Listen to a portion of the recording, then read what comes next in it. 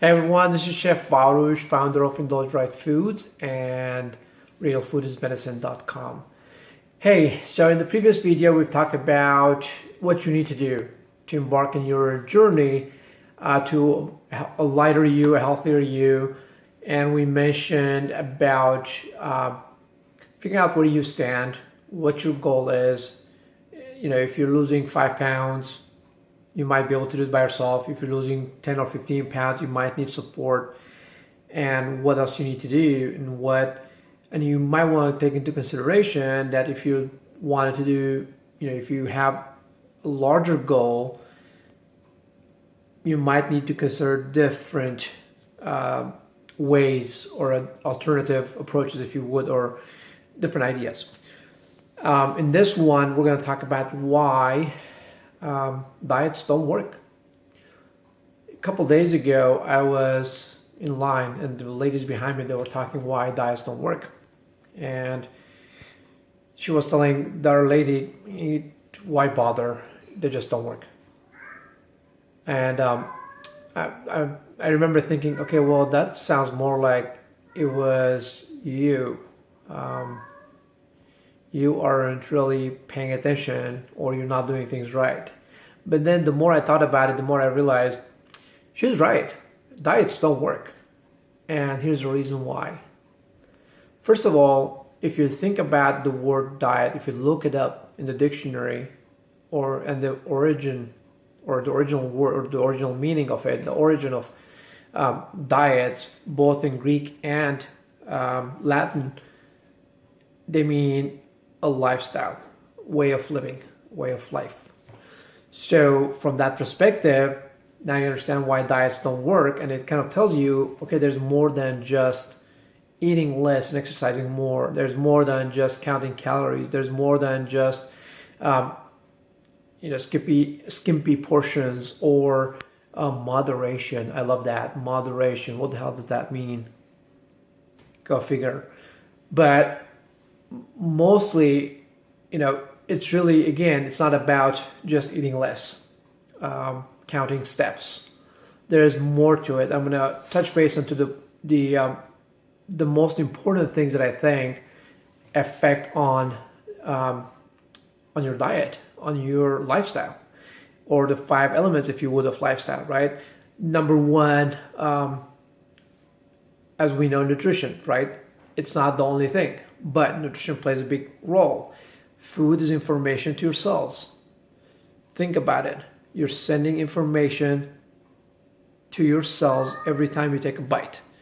Second, sleep. And most of us really underestimate the power of sleep. Now you might be thinking, well, I'm fine with 4 hours, but you know what? Rethink it. We'll touch base on all of these separately, but just wanted to give you kind of a overview.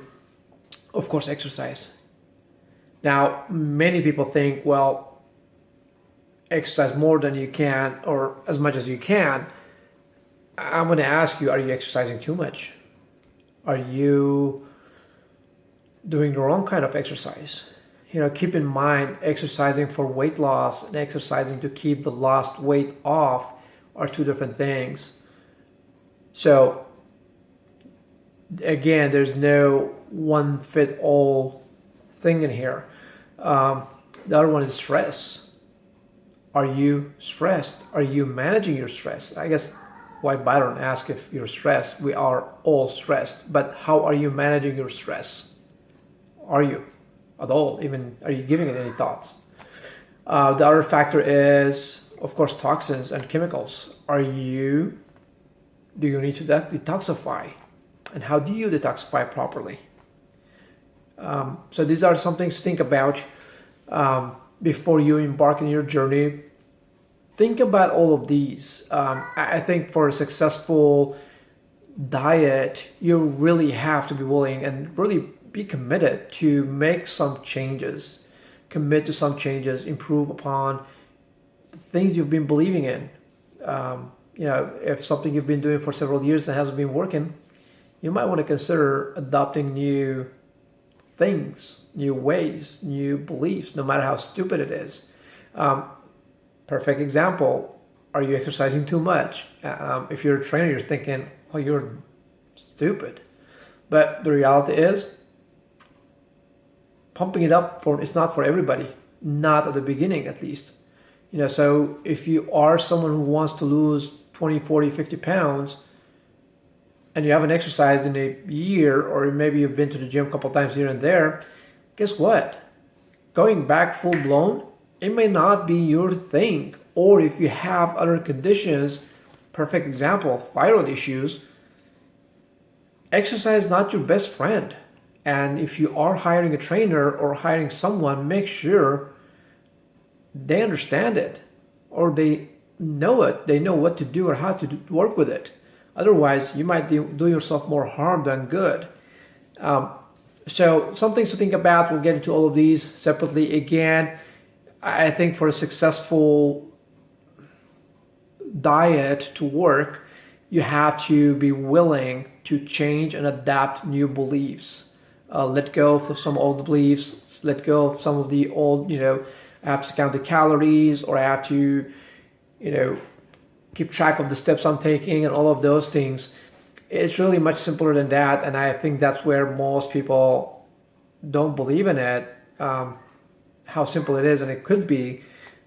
So just a few things to think about. Next few videos, we'll talk about each one of them in more details, and we'll, again, talk about different things. In the meantime, as you view it, give me a thumbs up, thumbs down, whatever, so I know which direction I could go, what helps you, what doesn't help you. And if you have any comments or questions, let me know. Post them below, and I'll follow up with it and comment or give you my thoughts. If that would help you. All right. Again.